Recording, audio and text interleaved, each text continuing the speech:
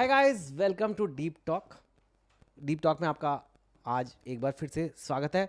Chances are if you have gone to a doctor, dentist, or your parents have gone to a doctor or dentist, you have got an SMS from a company called Practo. Chances are you've seen the app, chances are you've heard about it, you may have seen the ad. आज मेरे पास बहुत ही special मेहमान है। I was very special guest today, the very young founder, co-founder of Practo, Shashank ND, who's here from Bangalore, came down to Mumbai just to talk to us and my viewers. Thank you so much, Shashank. Absolutely, it's a pleasure being here. Thank you for hosting me. Looking forward to the conversation. Tell me about where, which college, how it all started for Practo. So I was studying in NIT Suratkal, and I was doing my computer science information technology course there. And honestly, the course wasn't very difficult because It wasn't difficult. it wasn't very difficult because or more than difficult, the peer group was very good, the college was good, the faculty was good, but the curriculum was very old. It was old school. We were in school in CBSE. I already learned C++ and object-oriented programming.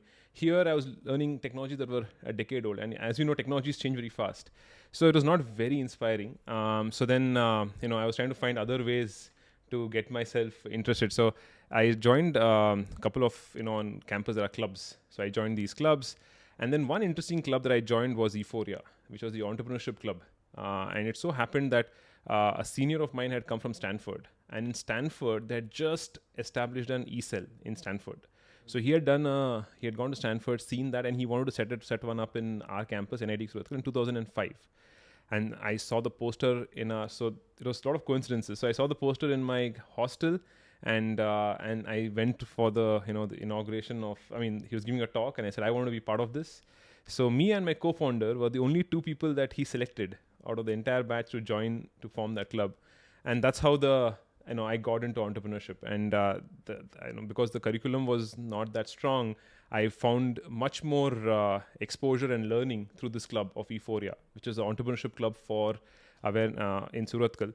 And through that, I started coming across a lot of entrepreneurs. I started, going to events, and that's how I learned about entrepreneurship more through that club. And one thing led to another. You can only attend one or two events, right? And then you want to do something, and then you start doing some small things, and you start doing some bigger things. So it kept, building in me that I need to do something. In 2008, I started Practo. The idea was that how can you maximize your learning and exposure? And I felt that starting in college was the best idea. And just to remind you, 2006-07, startup was not even a word. Entrepreneurship was not known in the ecosystem. People who didn't get through college would do this, right? Or you have to be from a family business. There's only two kind of people to start. But really the experience began when I wanted to build something of my own, and I was looking for ideas and looking for inspiration.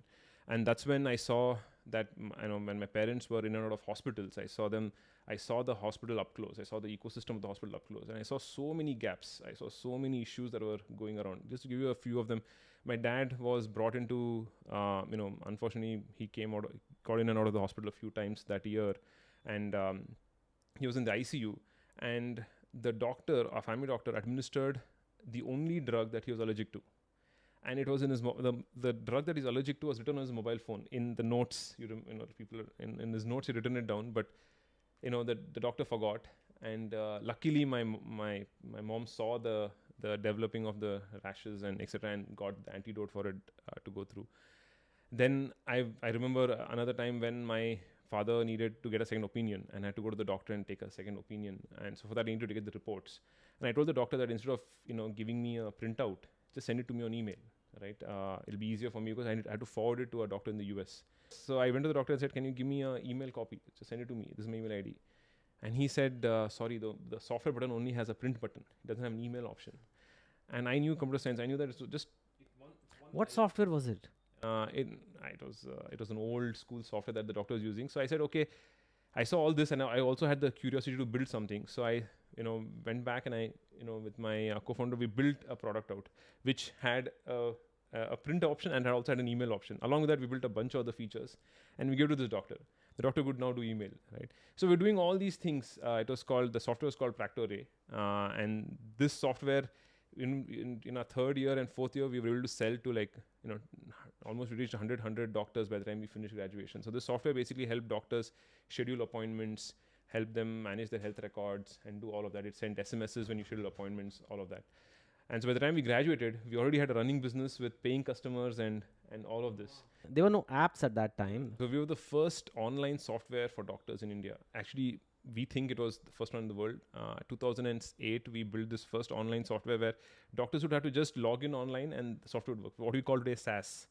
We had built it in 2007, right? And sold it to them per month licenses. So we didn't give them a perpetual license. We sold them saying that every month you pay this money, the software will work. And they would be able to use our software online, and that would help them manage all the patient health records. So that, like me, if some kid went to the doctor and said, I want my dad's reports on email, they would click a button and it'll go to the email. And if they click a button, it'll go to the SMS. So we try to make sure that the doctor's technology was upgraded. What to do? And a lot of people think raising money is the achievement. Do you agree with that? There is this culture that I raised money, so I'm successful.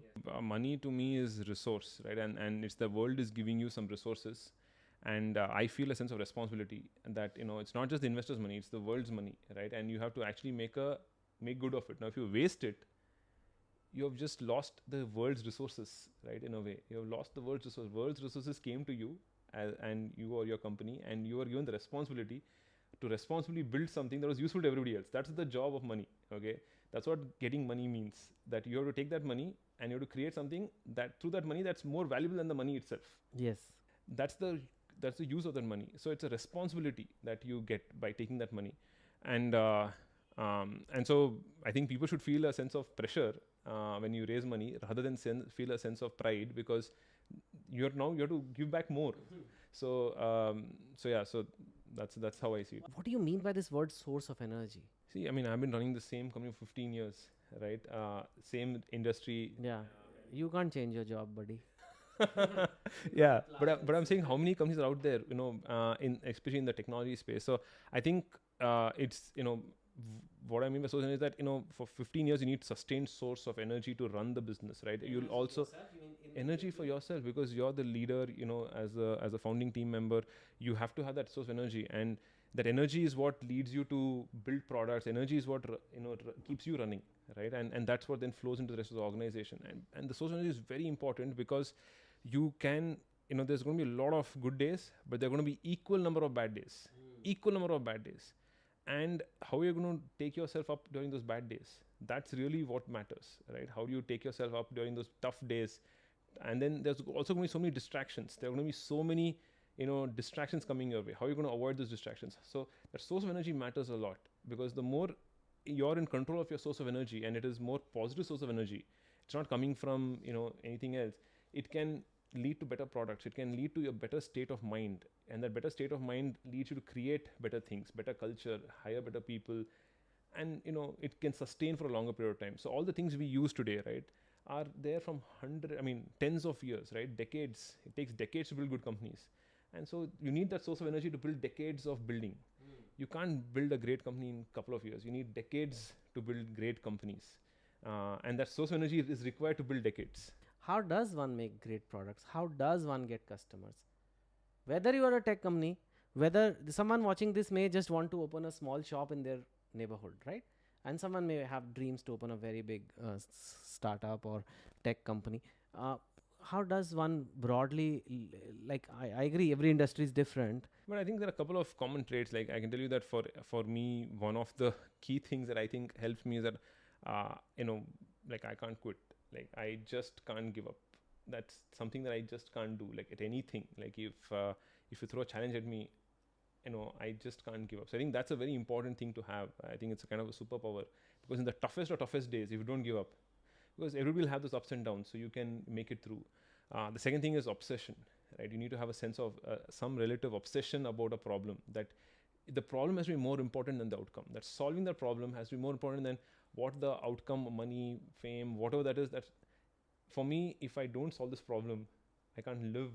I can't live with myself if I don't solve the problems. What would you like to tell people who watch my channel? A lot of people are interested in improving themselves, self-improvement channel, motivation, discipline, and many of them want to, maybe looking at you, get inspired to open their own startup or their own company.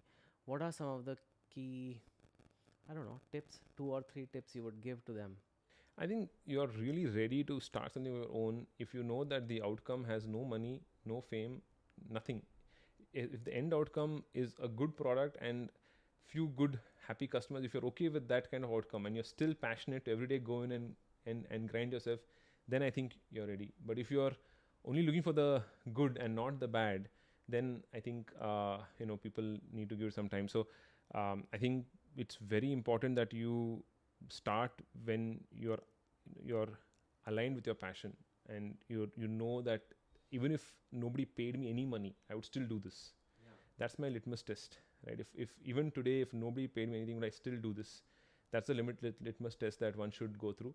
Of course, I was able to do that when I was 21, 22, and I had very less dependencies. Of course, if you have a family, then having a modest lifestyle and still being okay doing it with that, right? Others having their fancy trips, etc. But you are if you're still okay with that outcome, I think then you are ready. But I think the world has a lot of things to build, a lot of products to solve. India's so much. Still companies to be opened, because a lot of people also think now everything has been done. Not at all, not at all. I mean, there's so many problems. There are so many opportunities. The universe is very large. There's so many problems to solve. There's opportunities all around. In fact, now is much more easier to start than it was 10 years back. So every decade it gets easier. That's what our job is, right? Our job is to make sure that for our children it's easier. Luckily, our parents did that. I'm sure their parents did that for them. So we have done it for our next generation. So it's going to get easier and easier. I think people should make sure that their source of energy is pure and coming from the right place, and then everything else is an outcome. You take care of the input, the outcome will be taken care of itself. Okay, guys. So that was Shashank ND for you, who shared all his journey, his tips, and I think it gives a lot of hope and confidence to anyone who wants to become an entrepreneur and become something on their own. Thank you, guys. अगर आपने अब तक देखा है, if you're watching it till now, then you know what you have to do. Like, subscribe, share. Maybe you already do. So thank you for that. If you don't, please do it. Please help us with this kind of content, which I do to mainly inspire people to get the true heroes of India today. Thank you, guys, for watching. Take care.